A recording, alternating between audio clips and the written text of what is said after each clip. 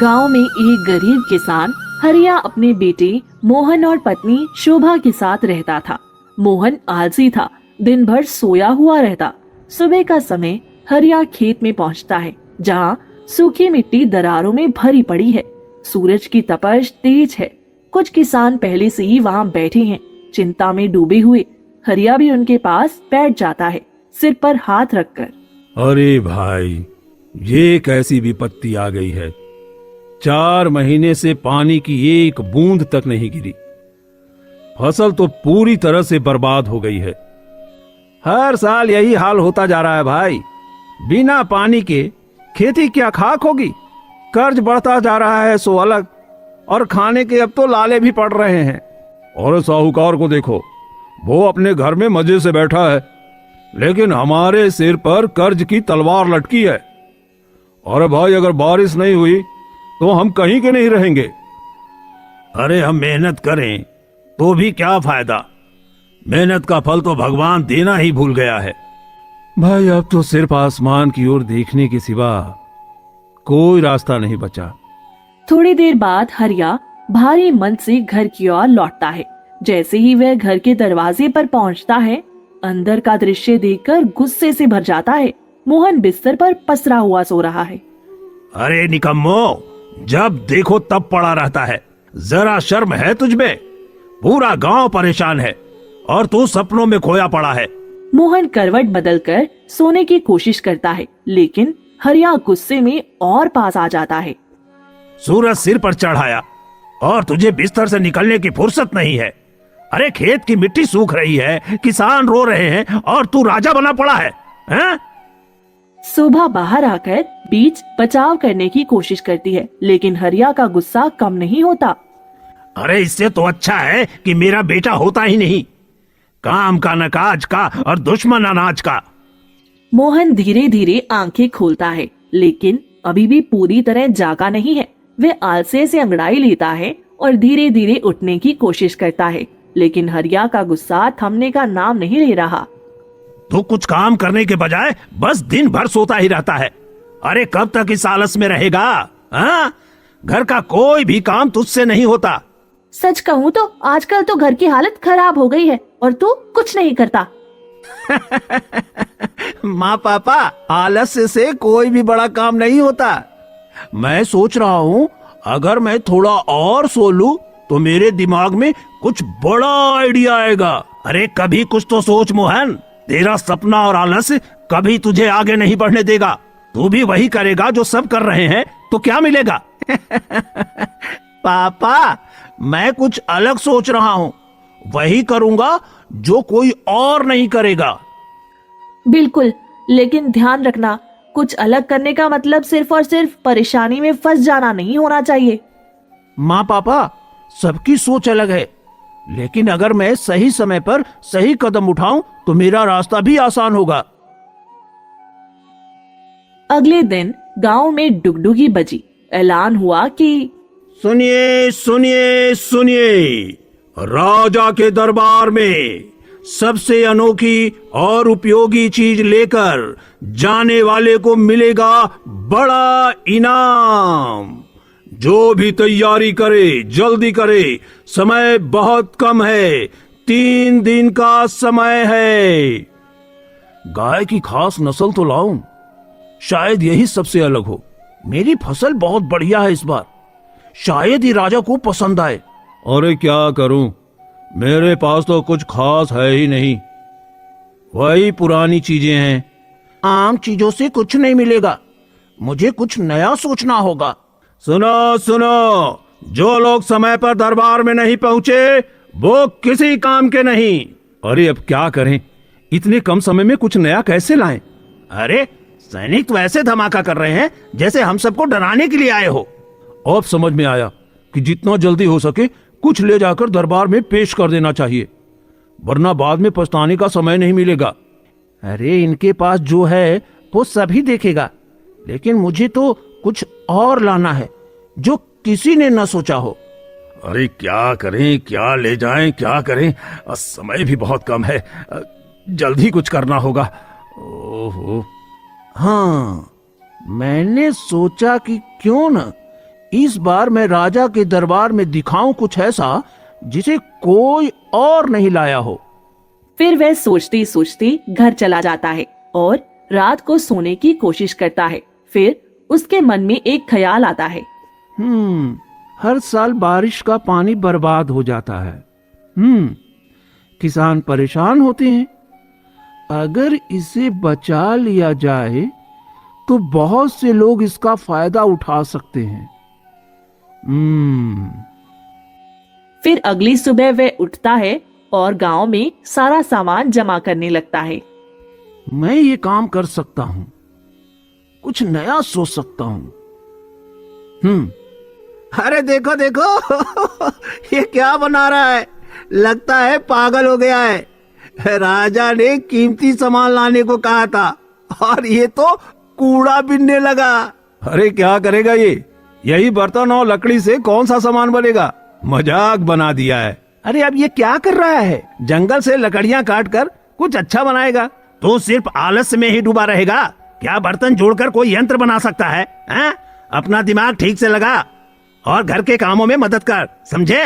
तू दिन रात यही काम करेगा तो हमारी हालत क्या होगी? ये जो कुछ भी बना रहा है ये सब बकवास लग रही है। तू पहले तो आलसी था ही, अब ये क्या मजाकिया बन गया है। पूरे गांव वाले तुम्हें देखकर हंस रहे हैं।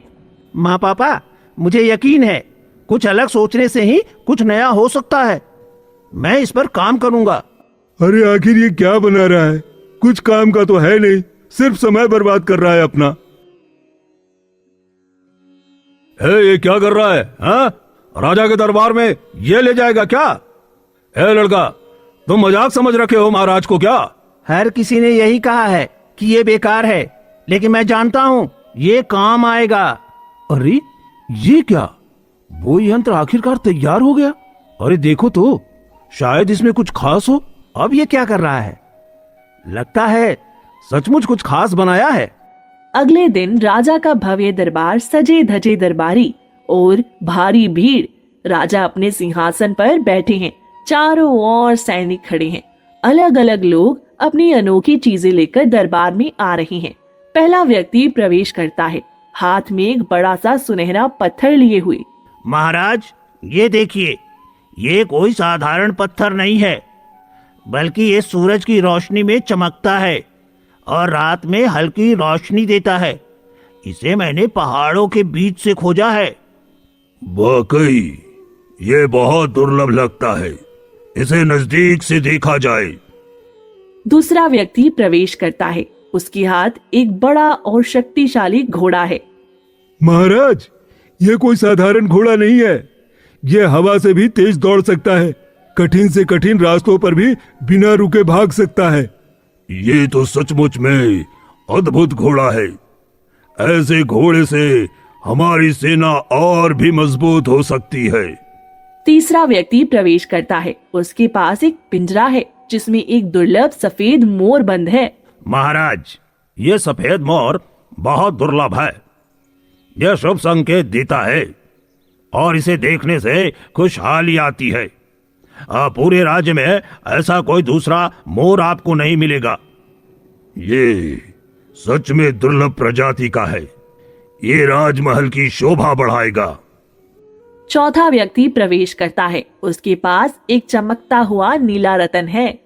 महाराज, ये रत्न समुद्र की गहराइयों से निकाला गया है, ये किसी भी अंधेरे को रोशनी में बदल सकता है। बहुत सुंदर, बहुत सुंदर, ये सच में एक अनमोल खजाना है। अब मोहन प्रवेश करता है, हाथ में अपना पानी इकट्ठा करने वाला यंत्र लिए हुए। दरबार में मौजूद सभी लोग उसे देखते ही हंसने लगते हैं। अरे देखो, यह लड़का क्या लेकर आया है। राजा ने अनोखी और उपयोगी चीजें मांगी थी और ये कूड़ा कचरा जोड़ कर आ गया। अरे शायद ये गांव का सबसे बड़ा मूर्ख है। अरे इसे लगता है ये टूटी फूटी चीजें राजा को पसंद आएगी, हैं? अरे ये क्या बना है, लगता है किसी भिखारी के घर से सामान उठा लाया है। दरबार में ठहाके गूंजने लगते हैं।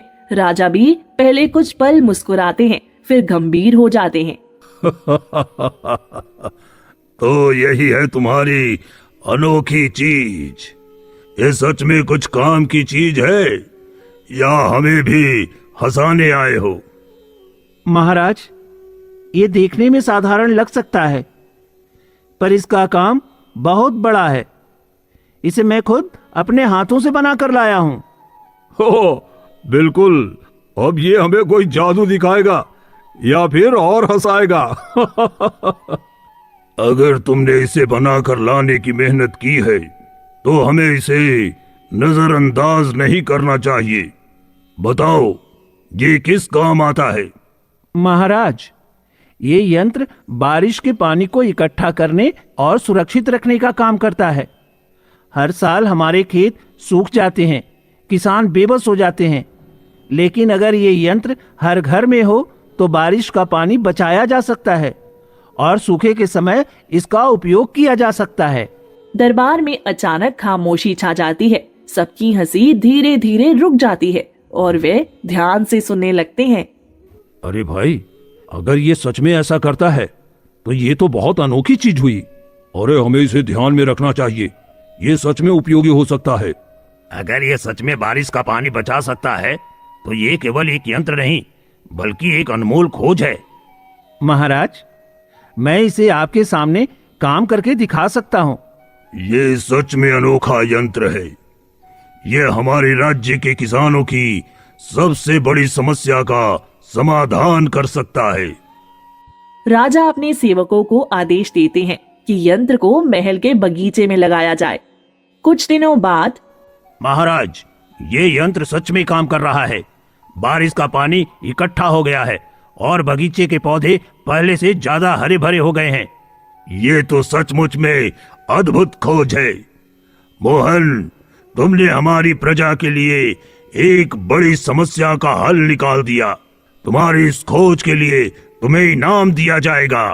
दरबार में तालियों की गूंज होती है। जो लोग पहले मोहन का मजाक उड़ा रहे थे वे अब चुप खड़े हैं। राजा ने मोहन को भारी मात्रा में सोने चांदी से भरी थैली इनाम में दी।